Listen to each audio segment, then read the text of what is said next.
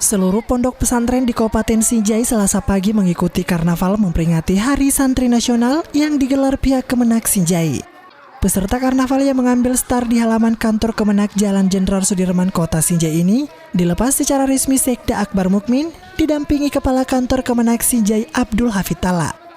Pelaksanaan karnaval ini diartikan sebagai bentuk perkenalan diri seluruh pesantren dalam mendukung upaya pemerintah untuk keutuhan NKRI.